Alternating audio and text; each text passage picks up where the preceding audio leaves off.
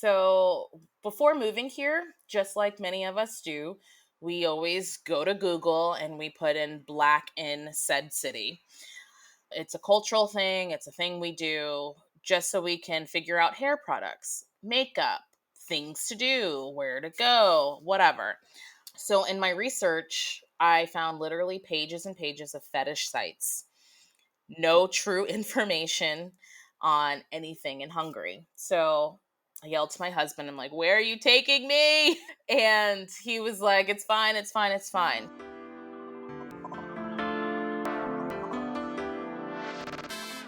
Hey everyone, welcome to Flourish in the Foreign, a podcast that celebrates, elevates, and affirms the voices and stories of Black women living and thriving abroad while exploring living abroad as a pathway to wellness. I'm your host, Christine Job, a Black American business strategist and podcaster based in Barcelona. I went from burnt out in the States to thriving abroad, and I want you to do so as well. As a business strategist, I help Black women and women of color leverage their talents and their expertise into viable and sustainable online businesses that make them professionally fulfilled and financially abundant. I help my incredibly ambitious and competent and brilliant clients utilize their magic in the pursuit of their own dreams. I take my clients through my signature 12-week sprint in which we go from ideation to purpose-driven business and sales. If you are interested in building a business abroad and taking your talents and your expertise and really utilizing them in the pursuit of your own dreams, in the pursuit of your own life vision, get at me. Go to the website, www.flourishintheforeign.com/resources and get my free Build a Business Abroad guide. And then go ahead and check out all the many ways that we can work together, from helping you with moving abroad questions to helping you launch the business of your dreams. You can find out all of that information at www.flourishintheforeign.com. Flourish in the Foreign is a labor of love, but y'all know it. It's labor, nonetheless. And that is why I ask all of you to please support this beautiful Black woman podcast. You can support Flourish in the Foreign by becoming a Patreon member at www.patreon.com/flourishforeign, where I have an amazing library of articles all about moving abroad, thriving abroad from all around the world. So check that out and other resources exclusively for our Patreons. You can buy me a coffee at www.buymeacoffee.com/flourishforeign. You can cash out the podcast at $flourishforeign. You can purchase a piece of sorely needed podcast production equipment via our Amazon wish list, which you can find at www.flourishintheforeign.com/support. And as always, make sure that you rate and review this podcast. It is so important. And share it amongst all of your friends and your family and on social media. Tag Flourish in the Foreign at Flourish Foreign, and I'll be sure to repost. The Digital Nomads Beyond 50 Summit, taking place June 22nd through June 24th, has over 20 panelists and is covering over 25 topics, and it is a virtual event of information and inspiration for those in their late 40s and beyond who are aspiring to have a location-independent life. I'm looking forward to being a panelist where I'll be talking about how you can leverage your talents and your skills into a viable and sustainable online business. And you can learn from other experts who will share their experiences and can let you know all about your many options on making your location-independent dreams come true. You are ready for this. Register now as an early adopter and get $10 off. 10% of profits will be donated to charitywater.org. Grab your ticket today via my affiliate link. It is at no extra cost to you, but does support this here podcast. You can find that link on the resources page of the website, www.flourishintheforeign.com/resources. You can also find the link in the description of this episode and on the show notes page of this episode. See you there. All right, on to the next episode.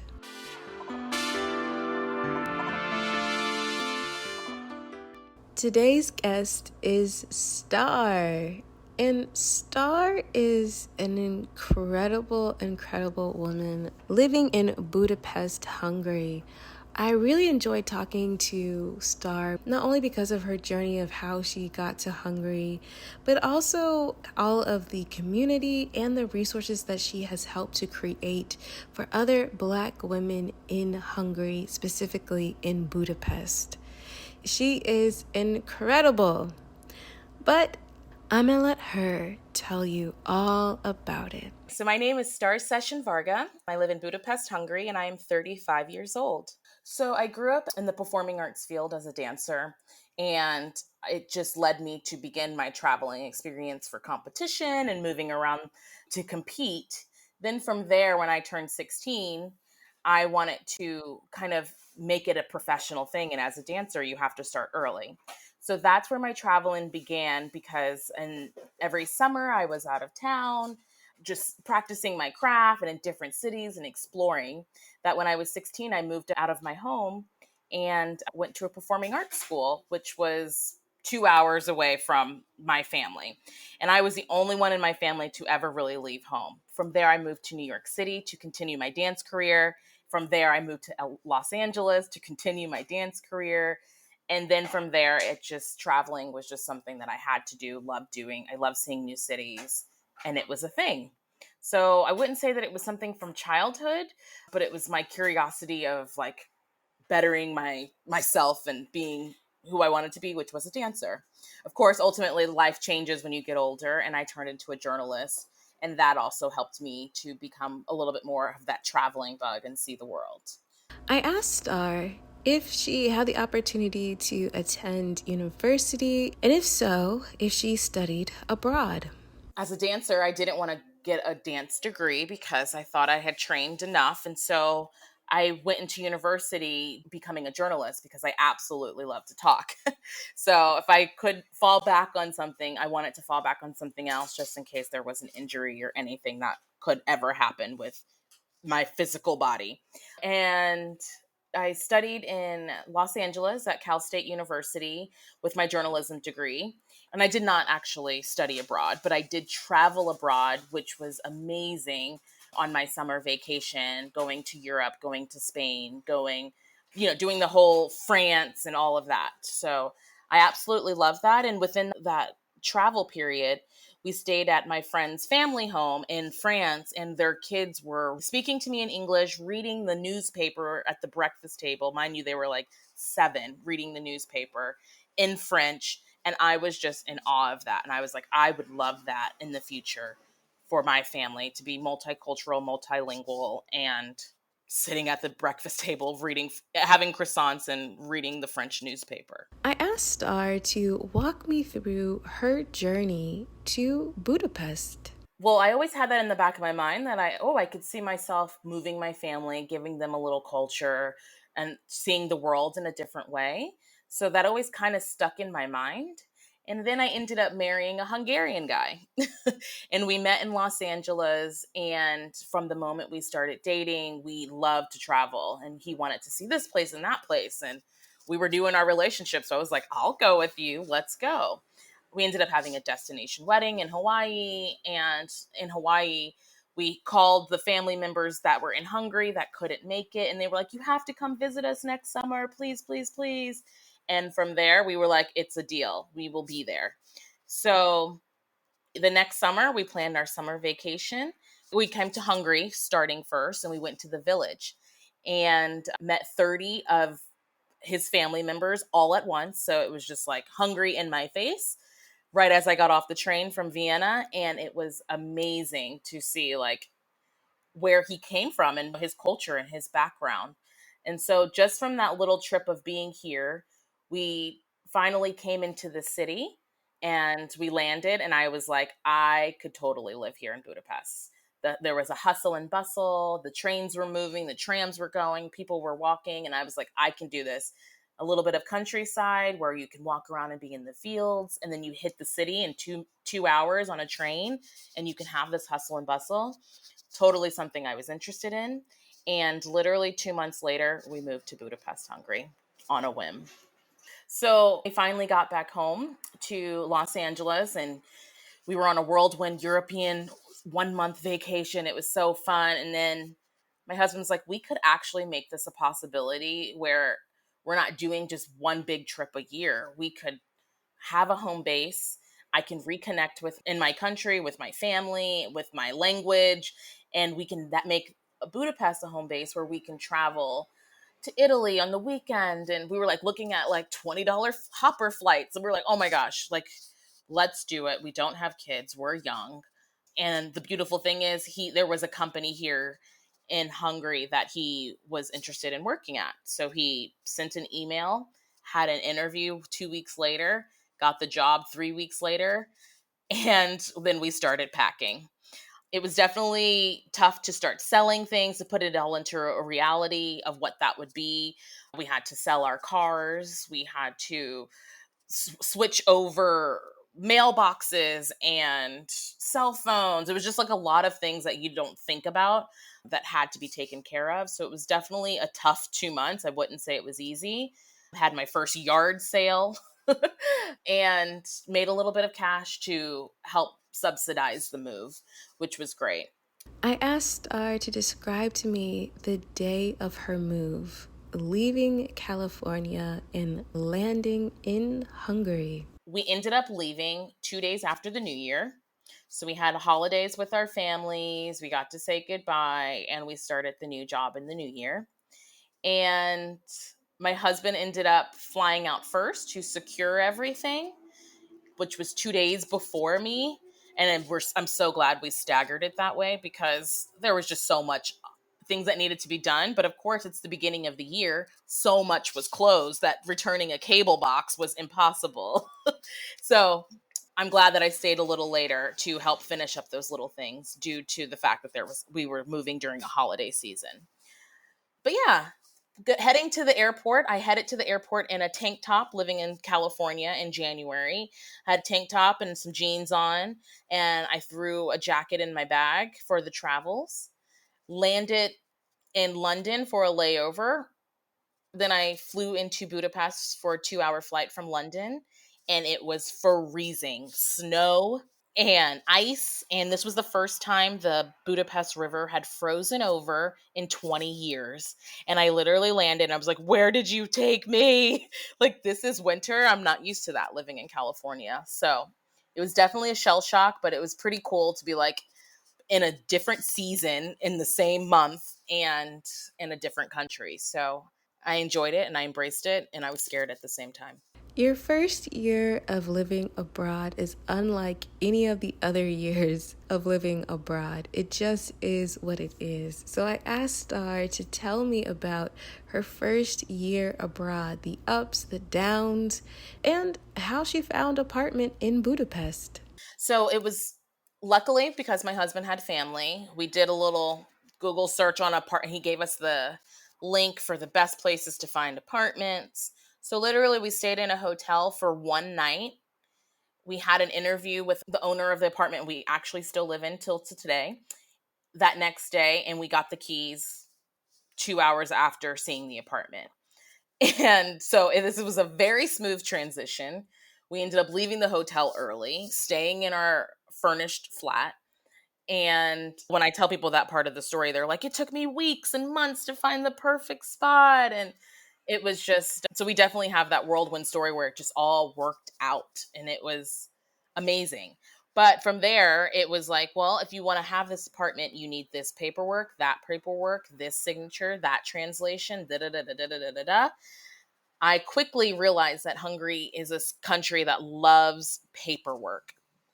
And when I say paperwork, it's like you need to have every government office, you need to have that folder.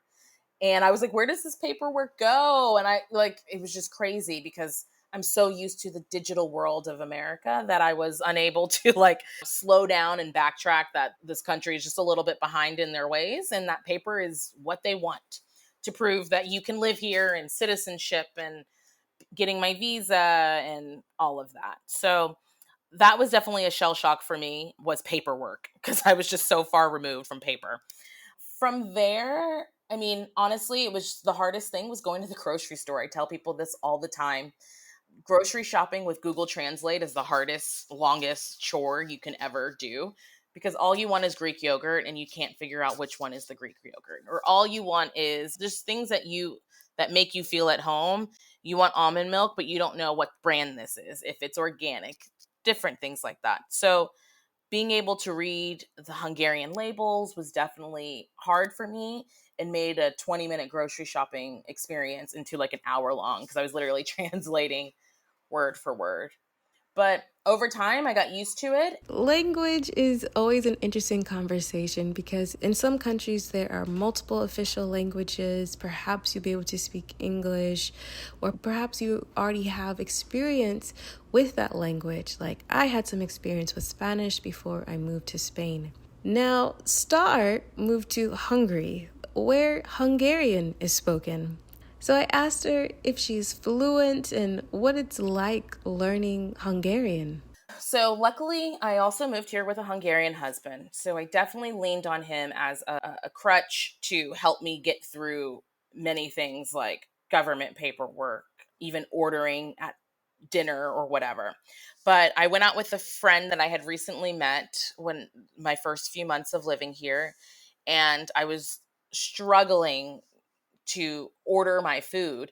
And she literally says to me, "What do you want?" in English. Like, what would you like? And I was like, oh, I don't have to know Hungarian. I'm like, oh, I would like that. So I was finding that on the Pest side, because Budapest is split up between the Buda side and the Pest side. And the Pest side is a little younger, hipper, vibier. And so if you rule of thumb kind of is if they look under 30, they most likely speak English. So I was able to get by a lot when it came to using English. But I moved to this country. I live in this country. I think it's respectful to try to learn the language. So I use it as much as I can, having apps, Duolingo, and little things like that. And having my husband, like if I hear things a lot of times, I ask my husband what it is because I'm like, I like the way that sounds. What does that mean? I'm hearing it a lot. But quickly after we moved here, I did get pregnant with my daughter.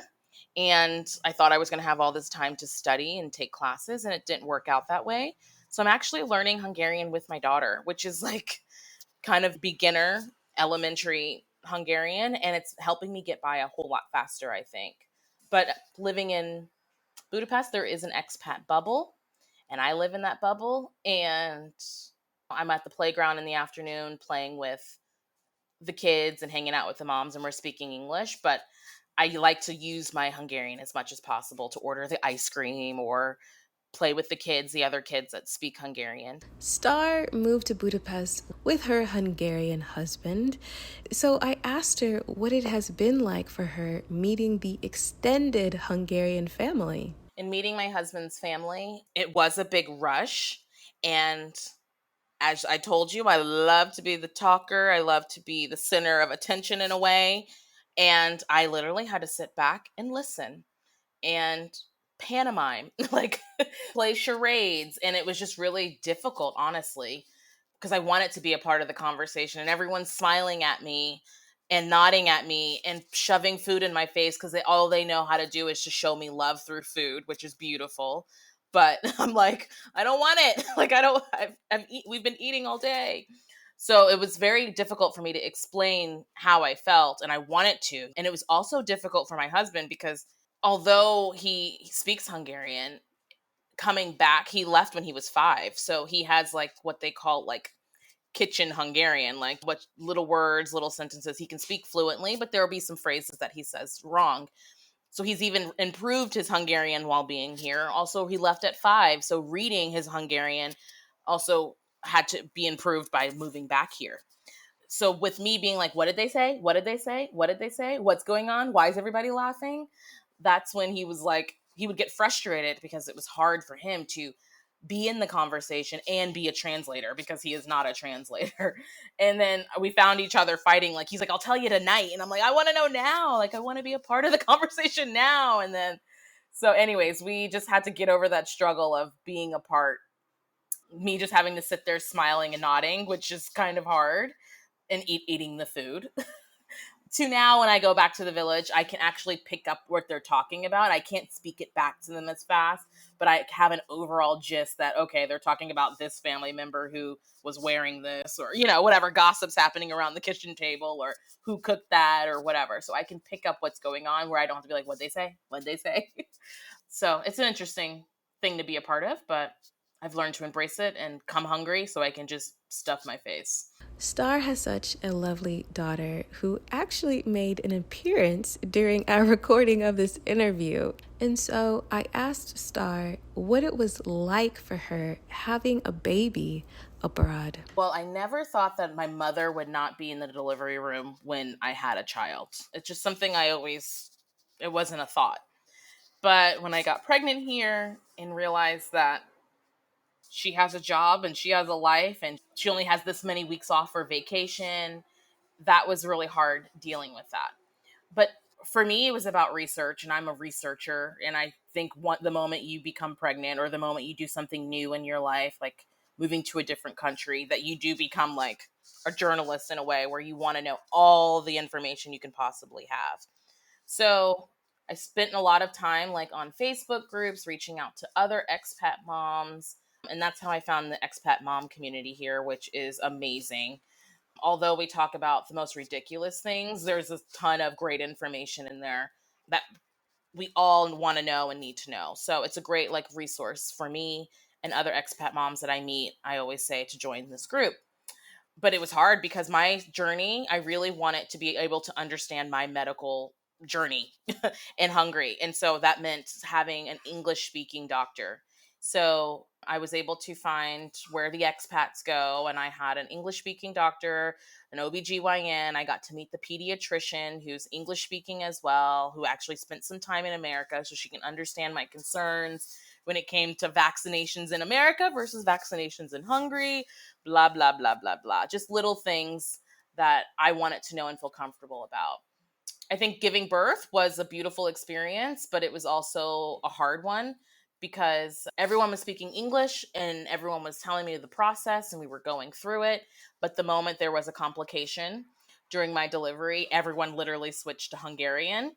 And from there, just for them to communicate faster, I was okay with it because I understood that something was happening. But it was definitely scarier to hear people speaking over me in Hungarian in a very harsh way because there was beeps were going off, things were wrong, da da da da, and they were just like, and I was left out of the conversation, and it was about my body and my child in my body. Ultimately, I had a C-section, an emergency C-section, and the baby came out fine, and everyone switched back to English, and it was all good in the hood. But yeah, definitely an experience. If you're an expat mom, what it's like, it's nerve-wracking, it's scary, it's liberating, it's exciting, and I'm definitely proud to be able to say that I could have done that.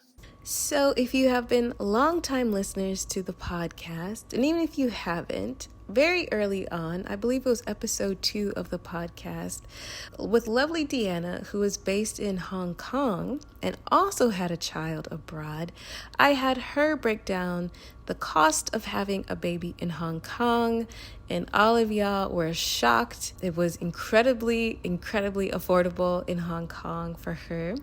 And so I had to ask Starr, what was the cost of having a baby in Hungary? I was talking to other expat moms, and when it comes down to doing anything in Hungary, no one goes about it in this. There's not step 1, step 2, step 3, step 4.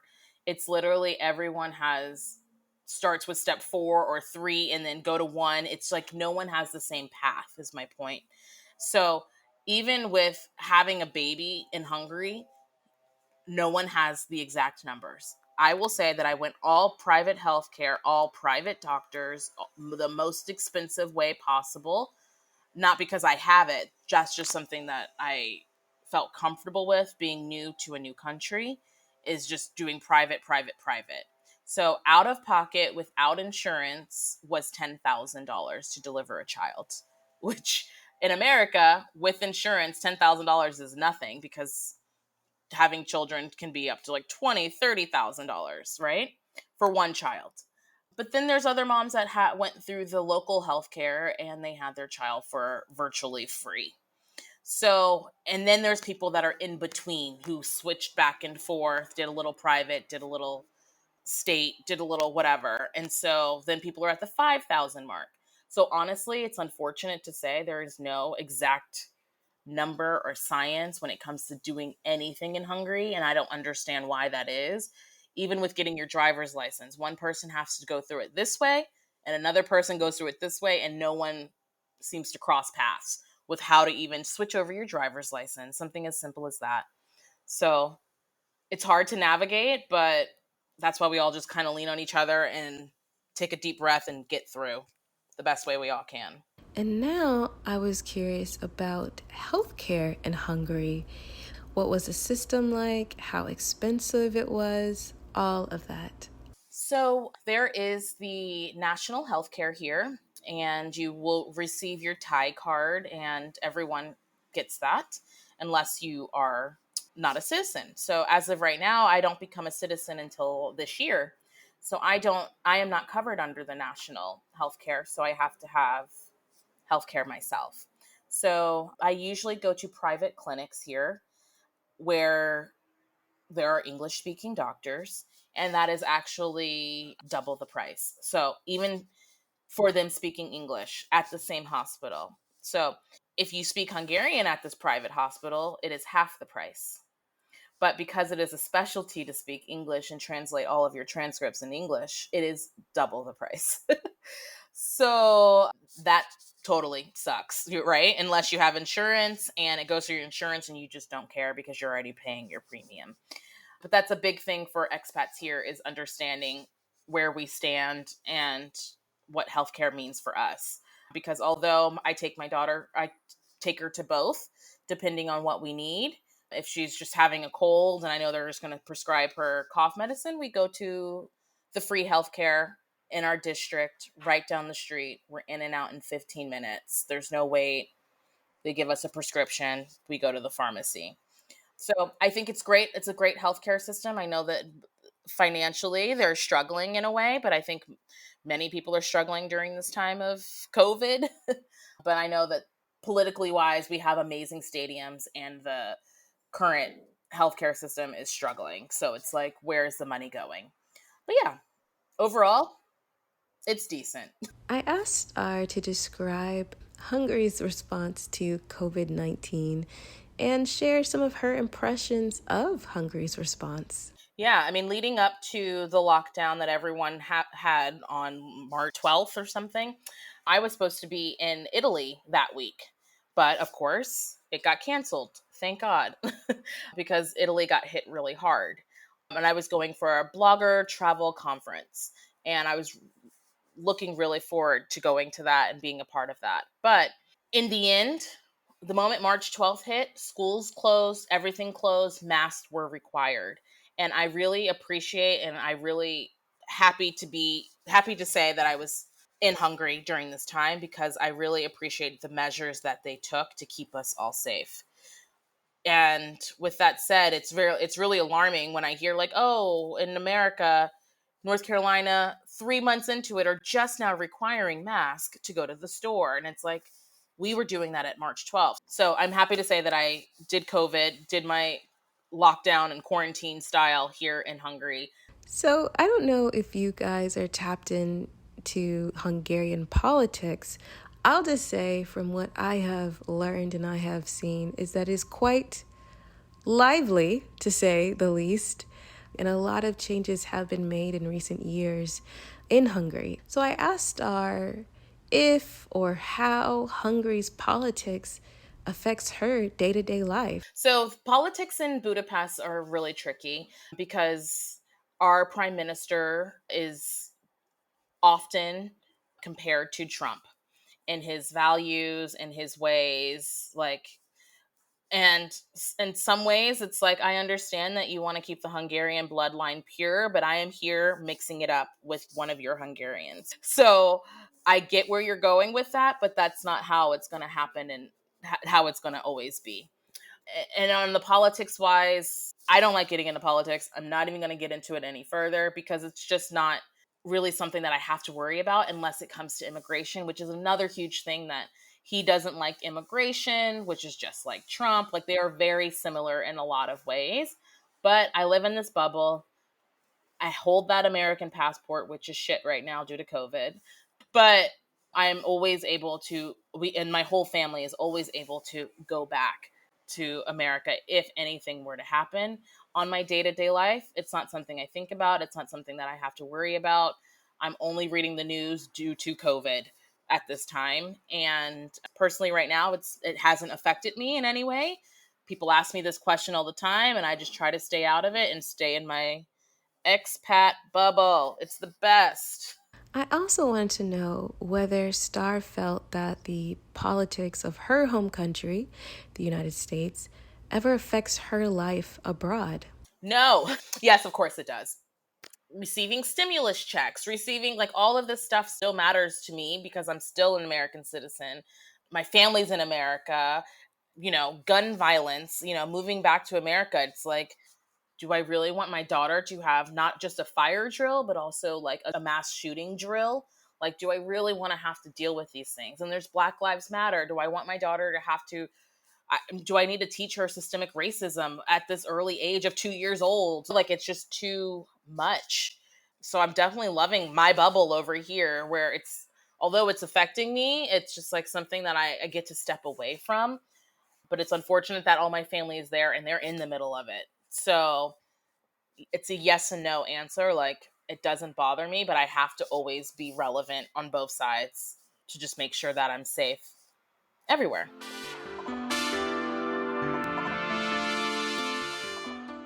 I hope you're enjoying this episode of Flourish in the Foreign.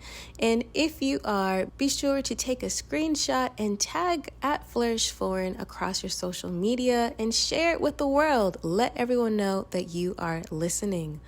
I really appreciate all of your continued support of the podcast. Please consider supporting the podcast via Patreon at www.patreon.com/flourishforeign, via Buy Me a Coffee at www.buymeacoffee.com/flourishforeign, via Cash App at $flourishforeign, or purchase a piece of production equipment via our Amazon wishlist at www.flourishintheforeign.com/support.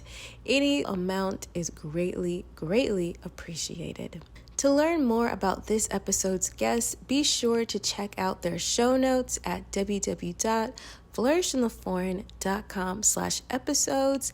And if you are looking for resources to help you get, stay, and thrive abroad, be sure to check out the Flourish in the Foreign resource page at www.flourishintheforeign.com/resources. All right, let's continue the show.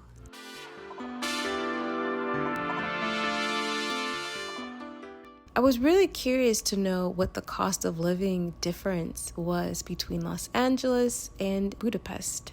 So the average salary in Hungary is $1,000 a month.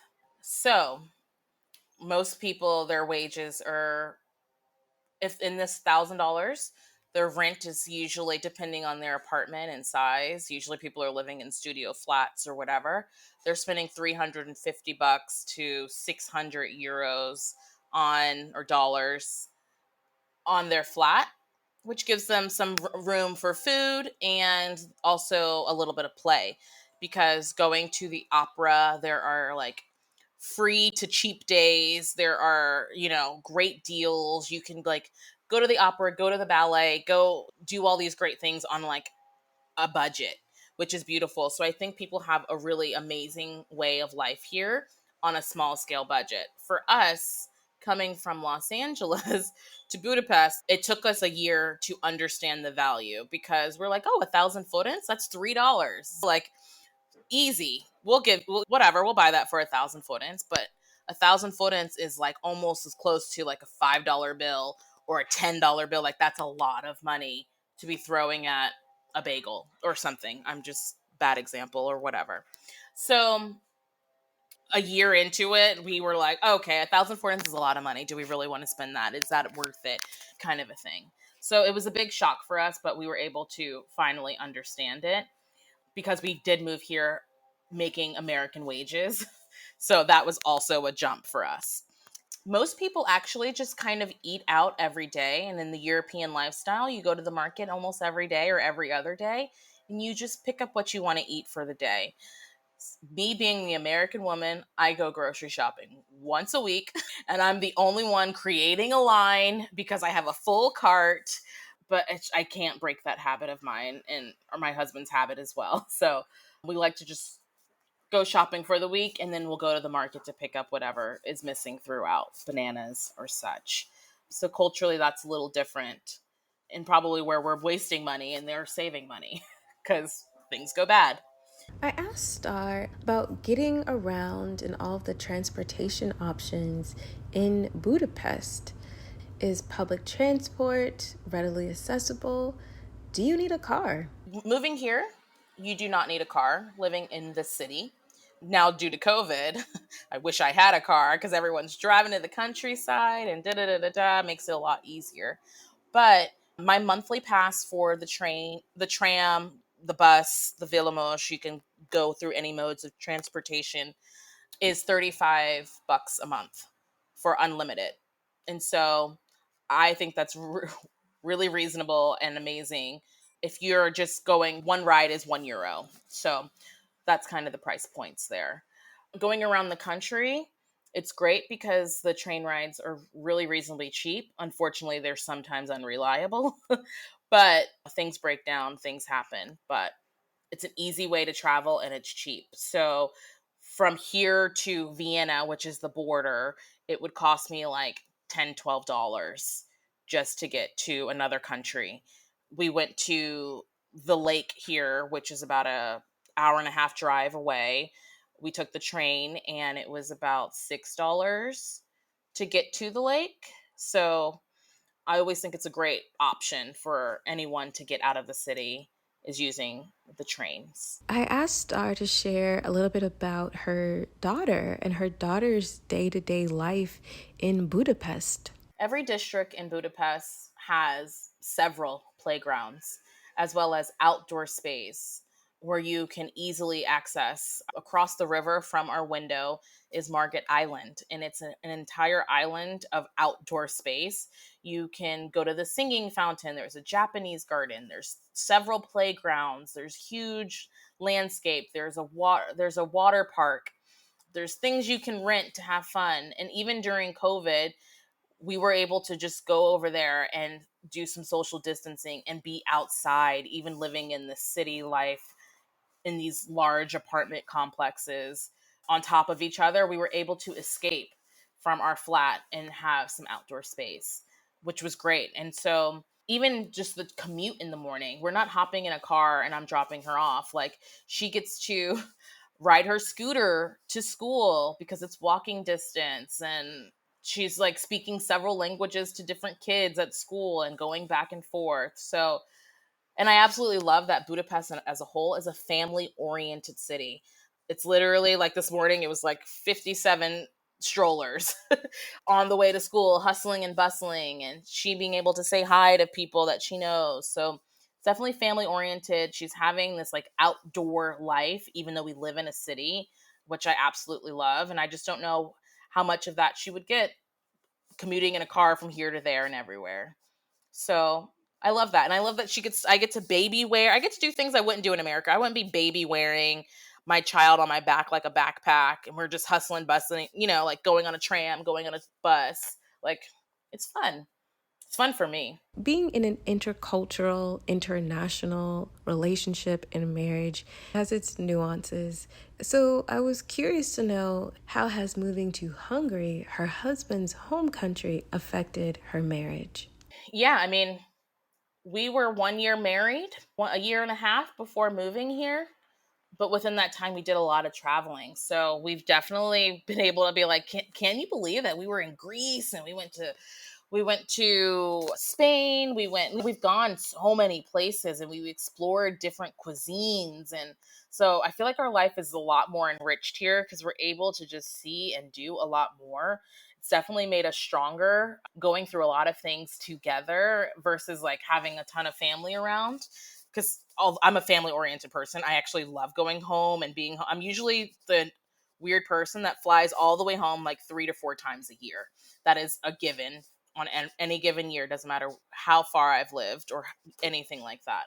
But it's hard. It's interesting, like having a baby with me and him together, like me and him making decisions together in a different country, and it's all different. It's even though this is his mother country. This is very much hard for him too. He's definitely was culture shocked moving back here. Like he experienced it probably a lot more than I did. But I feel like as a whole, like we're able to communicate, we're able to have a more enriched life on an $8 train ride to the lake. Like it's just so easy to live our life in like a cheaper manner, like that we're not stressed about bills and things like that, that we're just literally getting to live life. I'm like, oh, where are we going to go this weekend? Let's do that. It's going to cost this much. So cheap. Let's go. So I definitely think our lives are very enriched here. So Starr left her family in the United States to move to Budapest, has had a child abroad. So I wanted to know, what does her family think about her living in Hungary, raising her daughter in Hungary? So when we moved to Hungary, my husband and I, we were like, oh, we're just going to go for a year. We were lying. We knew we were going to go longer than a year, but it was just to get them over the hurdle. So after the year, they're like, when are you coming back? We're like, oh, we were never coming back after a year. So for the year, they were like, yeah, go for it. You guys are young. The moment I had my child, the whole conversation switched to, we want to be near our grandchildren. We want to be near our niece, my uncle, everyone is just like, it's all about the child. So once the child was born, it was all about, we want to see the child. We want to be grow up and be a part of her life. And I totally understand that, but there were so many positives of living here, not having to work a million hours a day to live this amazing life in America that everyone has, sitting in traffic. Like it just wasn't this rat race, that we got to slow down living this European lifestyle and going to the market and bringing a basket to put your fruits and veggies in. Like it's just like a different way of living, and I absolutely love it. Although I'm like missing certain foods or Trader Joe's or Whole Foods, or just things being a lot easier. In certain ways, things are a lot easier here as well. So it's hard for them. And we wanted to plan to move back. Then COVID happened. And right now, it just makes the most sense to stay here. And though we are always getting teased to come back and be closer to family, and that we do want our children to grow up and be close to family, it's just definitely a give and take. And it's hard and it's not easy. And the phone calls are hard and the persuasion is hard and it's stressful. But overall, like, we're thriving here, and I would have to say my husband's happier, I'm happier, we're not as stressed, and my kid gets to live a different life and has all this culture and living in a bilingual household. I can only see the positives right now. Who knows if we'll stay here forever, but right now we're happy. Starr is on the pathway to gaining Hungarian citizenship, and so I asked her to describe what that process is like. As I said before, in Hungary, there's no one way to do anything. So I've asked my girlfriend, she's also married to a Hungarian with a child, and she says she's not eligible until after year 5. And I was like, well, my lawyer told me after year 3. So Although I say after year 3 I'm eligible, I could, who knows, until I go to that office and they tell me I'm missing 24 more pieces of paper or plus one more year. But as the story goes, after when you're married to a Hungarian and your marriage is registered in the embassy, then you are eligible after 3 years of living in the country to receive your Hungarian passport and citizenship, which makes me an EU citizen, which is something that I want because my husband and any future children that I have and my daughter will always be dual citizens. I'm the only one that's just an American citizen with a residence card. So I'm looking forward to having that because I don't want to be the only one in the family that doesn't have it. With this, because I'm married, I don't have to take the exam, which is spoken and written Hungarian. And so I'm glad I get to skip that. But yeah, it's just literally all the same paperwork I needed for my residence card. That whole folder, it's like literally a book, and take that in, fill out the application, and hopefully I'm good to go. I asked Starr what it is like being Black in Budapest, and her answer reveals why she decided to create Black Girl in Budapest. So before moving here, just like many of us do, we always go to Google and we put in Black in said city. It's a cultural thing, it's a thing we do just so we can figure out hair products, makeup, things to do, where to go, whatever. So in my research, I found literally pages and pages of fetish sites. No true information on anything in Hungary. So I yelled to my husband, I'm like, where are you taking me? And he was like, it's fine, it's fine, it's fine. So leaving my career behind and also continuing my journalist background, I just started to start a blog called Black Girl in Budapest. So before I moved, I knew I was going to create this journey for other people because I knew I wasn't the only Black girl, and I knew I wasn't the only Black girl coming and looking up in Google Black in said city, whatever. So I started this community the year I moved here. 3 months in, I started, blogging about it. And after 3, almost 4 years, I can definitely say that we have a small community. I love it because it's multicultural. Just because we're Black, we're from all over the world and it's beautiful. And I love learning about everybody's culture. The Black girls from the UK, from Africa, from Italy, like we're everywhere. And so it's just really cool to learn about other people's cultures and backgrounds. And I have a monthly meetup that I do with the girls, and we meet up, we go out, we have fun, we talk about our problems, we talk about our good times, we talk about anything that comes up. Hair products, where do you get the beads for your braids, or this kind of makeup, or Shea Moisture. So I love doing the meetups because I get to see the girls and meet them. But we also have a WhatsApp group that's only for the people who actually live here, and it's our safe space. It's what we call it. And we literally can talk about anything there, ask questions, and it's an open forum. So it's great. I love that there's a huge community of expats that are actually students that are studying in the university.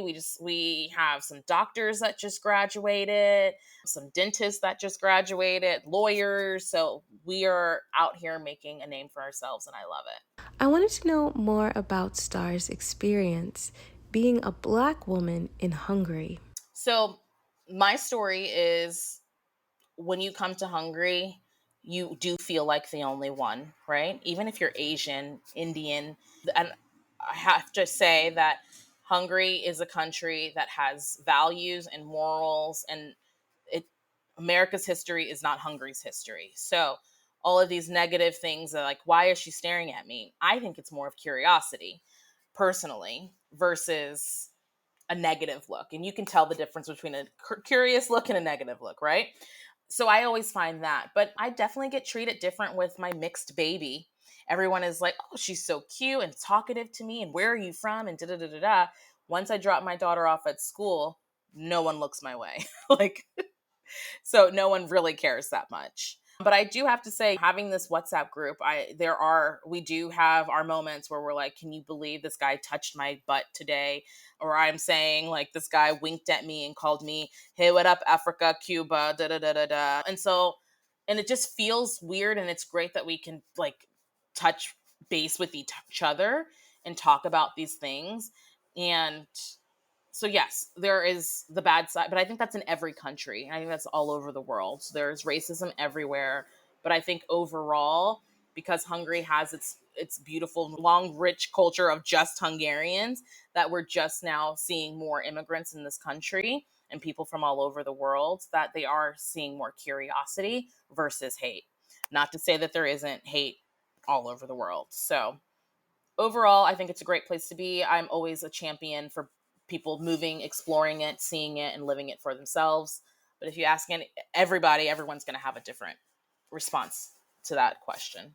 I was curious to know if hair care and skincare products that we as Black women require are available in Hungary. I put together a list of Black owned businesses here in Budapest, which I'm proud that there is over 40 on the list, and it is amazing.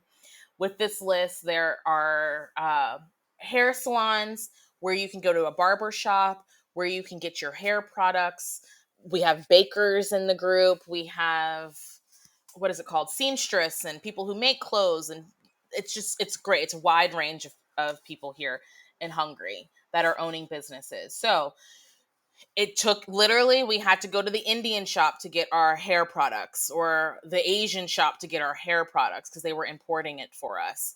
But now we have a Black owned business who is also importing them as well. So if she doesn't have it, she can get it for you. So then we have a group called Black Girl Hair in Budapest. There's girls that just do braids from their home. The African girls, the Caribbean girls, they could just do them from their home, and they'll put your box braids in for you, and they'll come to your house. So it's not like super easy and simple as it is in America, where you just Google whatever. It's all about a recommendation, and it's all about just, I want to get this style of hair, who does it? And someone in the group will say, I do it, or this girl can do it. I want crochet braids, I want a weave. So we're definitely a community, and I'm so glad that we've started this community, that we can all reach out to each other. Because when I got here, I was literally flying home to go get my weave in, like flying all the way back to America every 3 months to get a fresh weave. So now I'm glad that I can just go down the street. Starr created Black Girl in Budapest just as a way for her to connect and create community and really share about her experience living in Budapest. And now she has made it into a full-fledged business. So Black Girl in Budapest started off as a blog. It's just a journey of my life, seeing things in the city, going to all the monuments. And so from there, it turned into a whole lot more, where people were asking me questions about becoming an expat. So I have expat services where I help you. We can get on the phone call. I can answer any questions. So people reach out for me in that capacity, on helping them get connected with the right people, looking for a realtor, a school for their child. And sometimes it's just to ask, how is it being Black in Budapest? What are the problems? So I'm always open and willing to have a conversation. So there's always that service that I provide. And then the tourists are always coming in, and they're just looking for, what do you do for the weekend? So I have a book coming out. It's for the tourists. It's called Black Girl's Guide to Budapest. And I'm really excited. I have delayed the launch, but you can get on the wait list. I delayed the launch due to COVID, and I can't wait to launch this. And it has a 3-day trip guide planner in it, tips and tricks on saving money and how to get around and different things like that. So I can't wait for that to launch. But you can head over to my website and get on the wait list and get the book once it comes out, as well as just doing the monthly community events where we meet up and do karaoke and things like that. So for tourists, for expats, and definitely for moms, because I became a mom in Budapest, and I can definitely help with that journey, because it is very hard to figure out where the dance camp is or the cheerleading camp or whatever you're looking for. And I'm tapped into so many communities at this point that I can always help out. Wait, there's cheerleading camp in Hungary? Yes, and there's a black cheerleading coach. He's amazing. I'm telling you, you have to find them, but I found them. I found them for everybody. So there's cheerleading, there's dancing, there's soccer, there's even football, American football if you want it. So yeah, it's all about being tapped in. As a fellow entrepreneur, I'm always curious to learn about how easy or how difficult it is to be an entrepreneur as a foreigner in countries. What are the regulations? What are the requirements? How long does it take? So I asked Starr how she has built her business abroad. So yes, like in America, there's the LLC. You have to incorporate or whatever you decide to do, you have to incorporate your company. Everything I do is as if I'm in America. So it was just the easiest way for me. So everything gets paid to my American accounts. It was just the easiest way for me. But in Hungary, there is a thing called kafta, which is a long process with a ton of paperwork where you can do billing and things through your company that way. So that is also in creating this list of Black owned businesses in Budapest, some people actually took their name off the list because they're working under the table, which is totally, I support that. Like, live your best life. But with the Black Lives Matter movement happening, they wanted their name off the list just in case there was backlash on my account, which there was. There was people calling me the N-word, Hungarians calling me the N-word and whatever. So I did have to go through this, like, blocking people due to Black Lives Matter and me just being out there promoting our Black owned businesses. Me and this lady who has an amazing business. She's an English teacher and she also teaches Hungarian. She's Black. And we're going to teach a course to all the Black owned businesses on how to incorporate your business here in Hungary the legal way, the right way, because it seems like the people that were backing out just hadn't gone through that process yet. And we're also just learning. And so they want to go through that process. So I'm really excited to get that going. And I asked her to share some advice for all of you who are thinking about starting travel blogging or getting really serious with your travel blog. I would say find your niche. There's a ton of travel bloggers, tons, right? But there's not a travel blogger in Budapest, right? That's Black. That's doing it the way I'm doing it and just finding my niche. And maybe there are, but I just don't know them. But what I'm saying is, like, finding what makes sense for you and live in that space, because not everyone is right for everyone. I'm not giving it, even though I've been to Paris, I'm not the travel blogger saying travel to Paris. I'm just literally saying this is how you get from Budapest to Paris and back again on a budget or whatever. So I'm finding my space and I'm finding my niche and I'm talking to that group. And when it comes to monetizing it, you will only over time and consistency find where you can monetize, because the things I started off doing 3 years ago, some of them stuck and some of them didn't. And it's interesting to see that I have been able to grow and been able to monetize in ways that make sense. And I'm excited for this next chapter because I actually am more clear more than ever. It just only comes from time, effort, and knowledge. So I'm always researching. Like, people are asking me what's my next book, and literally it's, what do you mean, what's my next blog that I'm reading, or what's my next article that I'm reading? Because I just always want to have the next knowledge. What's the next iteration of Instagram? Like, I want to know what's next. And if you thrive for that, I think you can only succeed with consistency. Imperfect, perfect is the way I live my life. So sometimes it's just put it out there, push publish, press send, and you can only improve it later, or if it needs to be improved, and you will see how that needs to be improved over time. So I'm all about publish, publish, publish, do the best that you can, and live your imperfect, perfect life until you succeed. I asked Starr to share some advice for all of you who are thinking about moving abroad. Well, I would say it's not that we lied to our parents that we were coming for a year. We also just didn't know. And if we in our back pocket, we knew that if we don't like it in a year, we can just come back and pick up where we left off. Everything's going to be okay. And I think that's the advice, is like, you just have to try it and see. Not everyone's going to like it. Not everyone's going to like that you're moving, and you may not even like that you moved. But it's something to say that it'll help you grow in a way, to be like, but I didn't like this, or I didn't like the way I did that. And you just learn from it. And again, you can always go back to your life before exactly how it was. So I definitely say get out there, try it. And there's nothing wrong with saying I didn't like it and moving back. So all you have to do is try. I asked Starr to describe to me her definition of wellness, and how has living in Budapest changed or influenced her practice and definition of wellness. It's like I've had two lives living here in Hungary, before baby and with baby.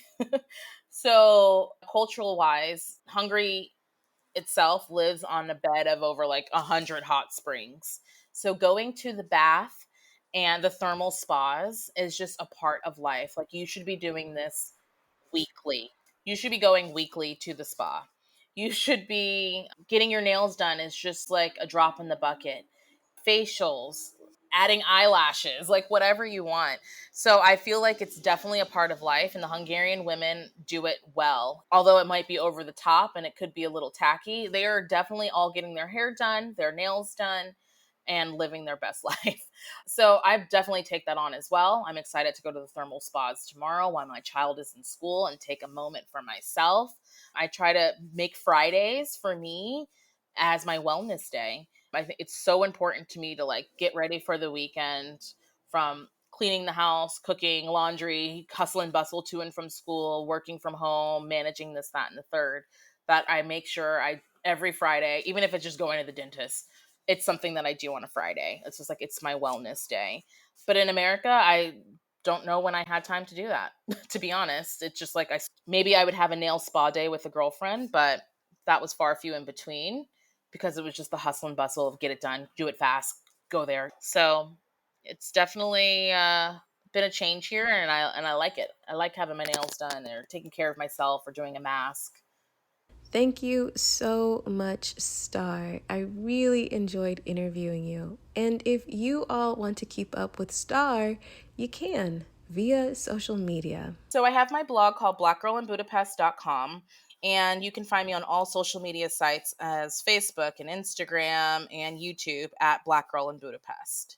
And my name is Starr. You can always say hi. I'm always eager to give you tips and tricks on this beautiful city that I call home. And I can't wait to see you all in Budapest. Thank you again, Starr. And if you all want to learn more about Starr, you can via her show notes page on the website at www.flourishintheforeign.com/episodes/Starr. Thank you again for listening to this episode. I hope that you enjoyed it, and if you did, please consider becoming a supporter of the podcast. You can do so via Patreon, Buy Me a Coffee, Cash App, or by purchasing a piece of production equipment via our Amazon wishlist. You can find all the links to all the ways you can financially support the podcast at www.flourishintheforeign.com/support. Make sure you rate and review the podcast on Apple Podcasts or anywhere else you listen to this podcast. And while you're at it, be sure to head over to the website where you can get more information about getting, staying, and thriving abroad. You can learn more about each of the guests that have been on the podcast. You can see their pictures, you can read their bios, and you can stay in contact with them via their websites and their social media. Be sure to also check out the resources page on the website, www.flourishintheforeign.com/resources, to check out some products and services that can help you get, stay, and thrive abroad. As you all know, I am a consultant and I do offer one-on-one calls. So if you have questions about moving abroad, you can book a consultation with me. If you have questions about building a business abroad, you can also book a consultation with me.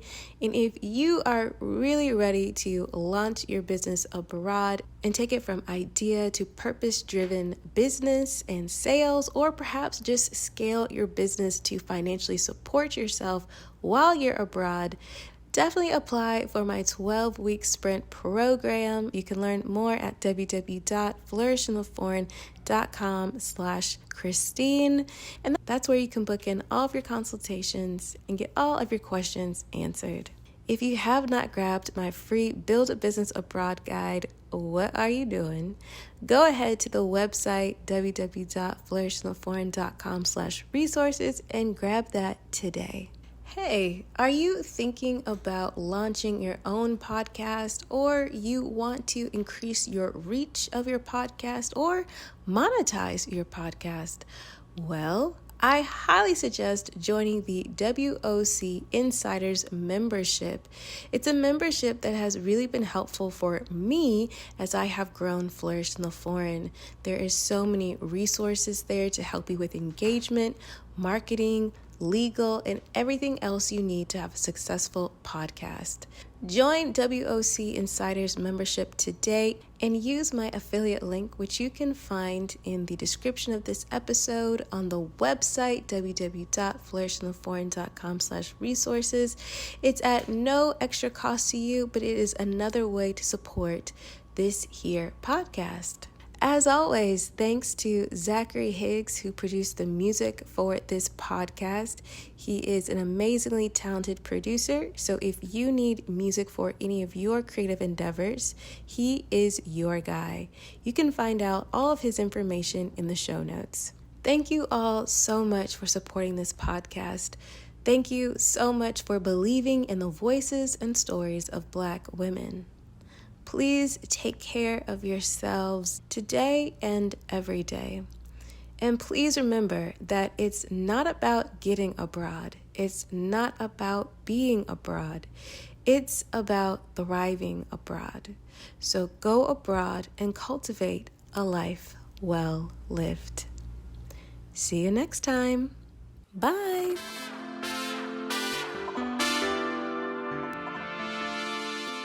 On the next episode of Flourish in the Foreign.